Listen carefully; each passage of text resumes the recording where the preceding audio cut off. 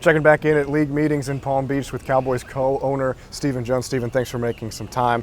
Obviously, a big part of the reason that all of us are here is your duties with the competition committee as the co-chairman. You talked a little bit about the tush push yesterday, but Sure. How do you feel like the committee stands on some of the other agendas on the table in terms of the things like the playoff expansion and divisionless and overtime rules expanding the regular season?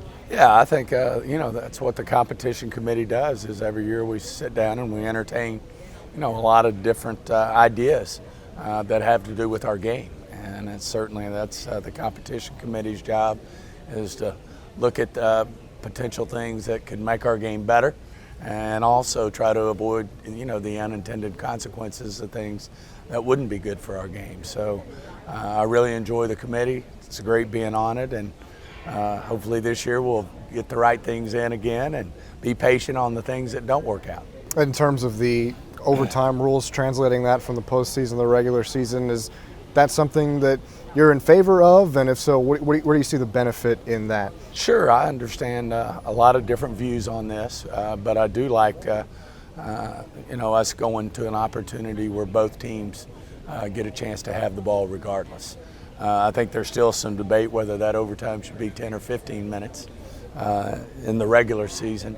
The rules will never be the same because you can still tie in the regular season, and you can't ever tie a game in the playoffs. Somebody's got to win. So certainly, that's my view of things. I think we're doing the right thing by giving both teams the opportunity to possess the ball, and I think the question still remains, should we have the 10 minutes or the 15 minutes? And there's a lot of things that go into that. Obviously, the games that continue to run long, if it's a noon game, it can run into the, can affect television, and running into the, the 4 o'clock kickoff games, the 4:25 games. So there's a lot of things that you need to consider with our partners, and certainly we'll do that tomorrow when we've had it.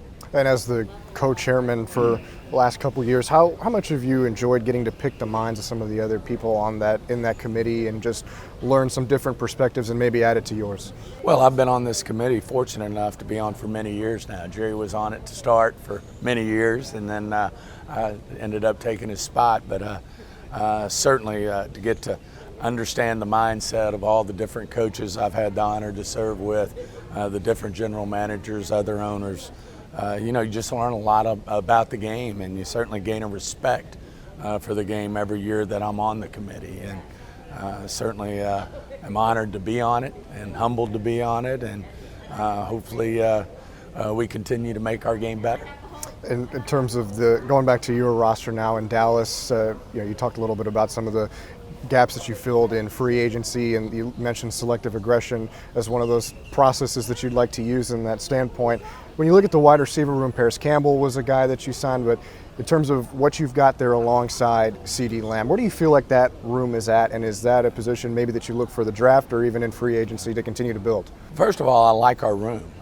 We added Mingo late in the year last year. I think him having a full off season to work with Dak. And as I said, we really liked him when he came out of Ole Miss, and I really feel like he's got a lot of upside.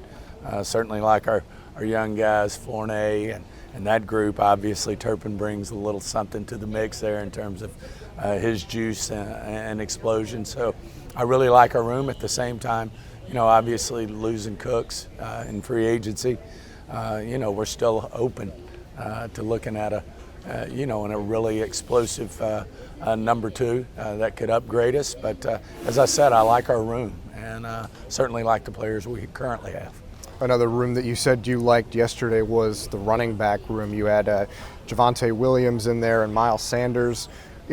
There was the by committee approach a little bit last year to start, and then Rico Dowdle kind of emerged.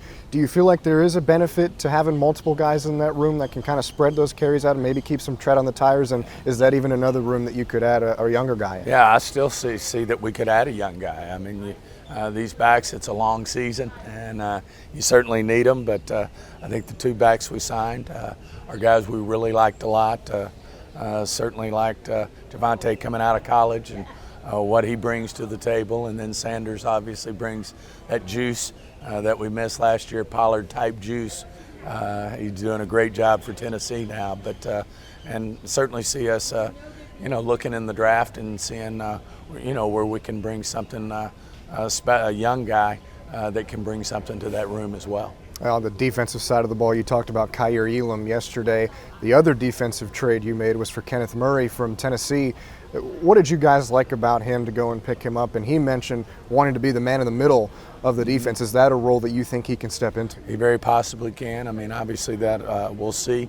As Coach Eberflus gets his hands on him, that's where he likes to focus is that linebacking crew. He did a great job in Rod Marinelli's defense, but now he's certainly paved his way. Coach Eberflus has, and I know he's excited to get his hands on Murray and see what he can do. Obviously, he can run. We had first-round grades on him when he came out. He's played well in this league. We do think he has the versatility to play both in the middle as well as that will linebacker spot while we're getting Overshown ready to go. But really think that was a real positive pickup for us in terms of making that trade. Continuity and change, the mixture of the two has kind of been something in the offseason that we've noticed with bringing back Matt Eberflus and adding some external free agents. Well, Dante Fowler coming back, how important was it to get a familiar edge rusher, and what do you make of that edge room now with Sam Williams coming back healthy? You've got Dante coming back and Micah Parsons being Micah Parsons. Well, obviously that was a hard hit spot for injury for us last year, losing Sam Williams right away, who we were really counting on to step up, and really make a difference for us. Lost him right there in training camp, and then lost D-Law. So what we felt like was a position of strength going in. We had us looking for some oxygen pretty quick, but getting Fowler back's a big deal. He was obviously very productive. He got more snaps there in Washington. We rotated him quite a bit while DQ was here, but feel like you give him the snaps, he'll get the production for you. He had double-digit sacks last year, and I really feel like that was a big pickup for us, to go with Micah, to go with Sam Williams and what we already have there. Obviously a young player in Nealon we have there, and that's another place still, if the right guy's there in the draft, we'll certainly entertain a pass rusher at any point. Speaking of the draft, it's less than a month away now. I know you said everybody's still kind of getting up to speed in terms of looking at prospects. As you were at the Senior Bowl and Combine, and as you've kind of got your eyes on a lot of these players, I don't want you to reveal your draft strategy by any means, but is there a position group that you just watch, or several of them that you're like, man, there are some real players here in this class? Well, there's some depth in this draft. I think certainly the defensive line, both outside and inside. We think there's really good depth and players to be had. I think the running back group's really stout compared to past years. So I think there's a great opportunity to pick up a young back. But the key thing in free agency, which probably didn't, on hindsight, didn't do as good a job as we've done in the past, but feel like we got a lot of that done this year, is just, getting the numbers of players, that we need to solidify our rosters. So when we do get in the draft, regardless of position, if a great player's sitting there, that's when we've had our best drafts. I mean, we didn't know we were going to pick a pass rusher when we picked Micah. We didn't know we were going to pick a receiver when we ended up with CD Lamb. That's to me what really enhances your opportunity to do special things in the draft if you have the type of free agency we feel like we had this year. Stephen, you talked yesterday or the other day about not being done yet.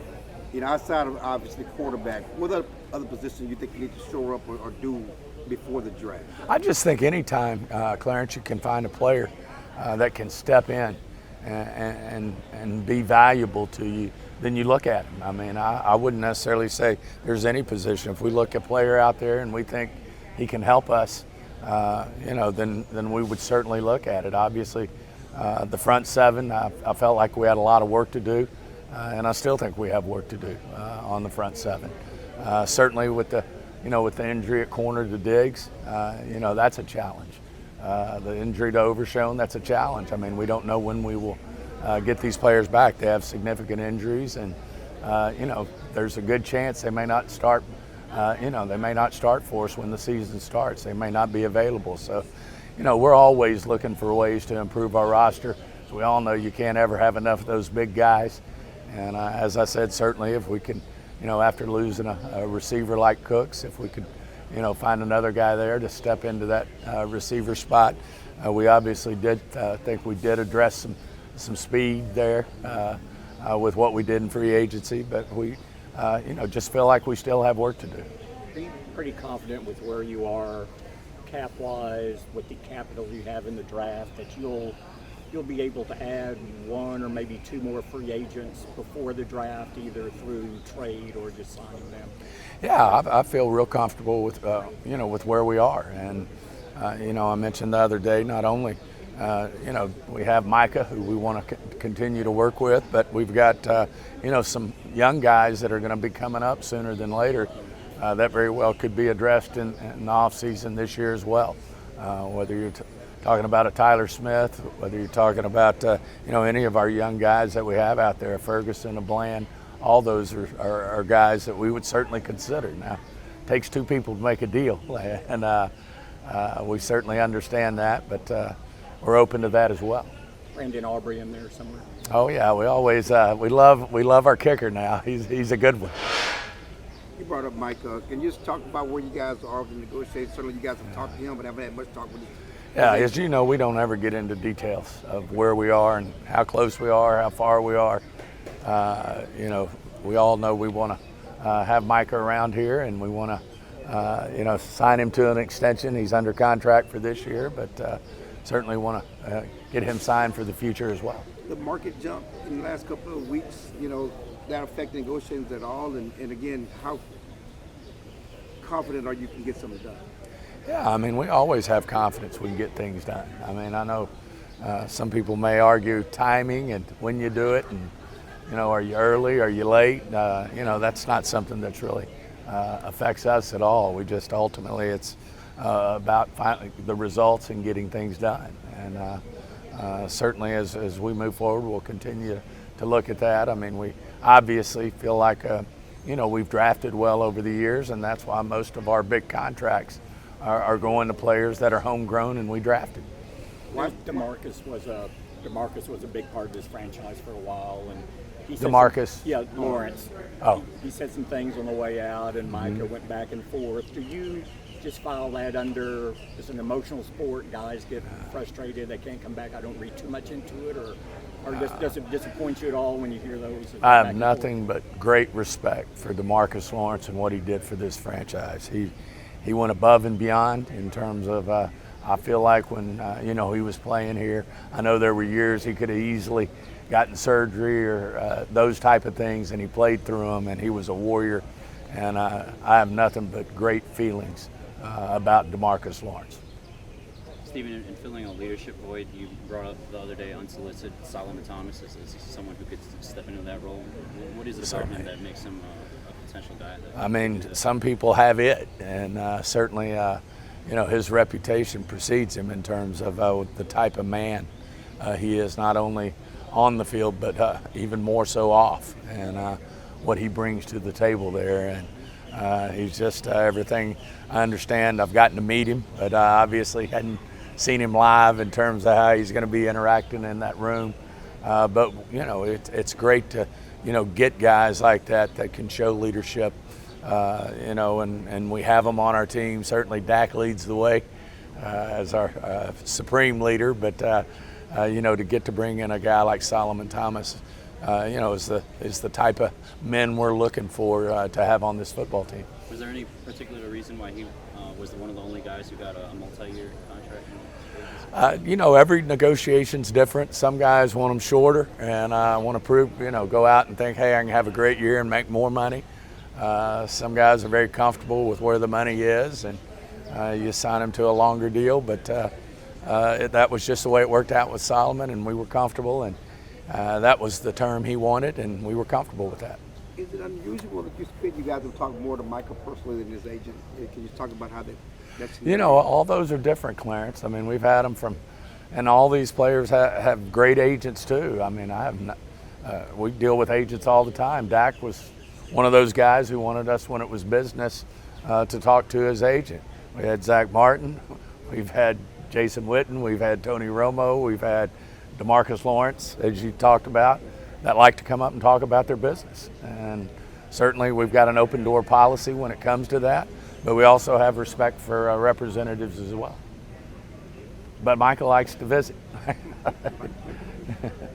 All right, everybody good? Can we ask about Dak again? Where is he in his rehab process? Your confidence in? Yeah, we feel great.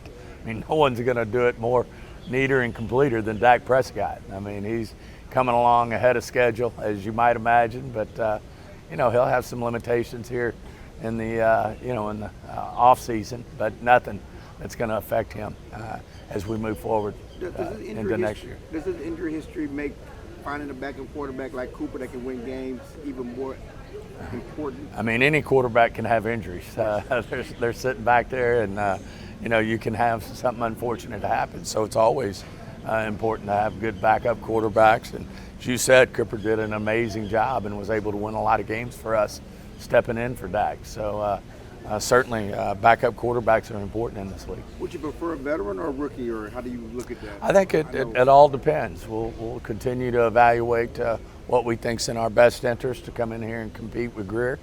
And we still got work to do on that room, as you mentioned. And we'll continue to look for what's in the best interest of our football team.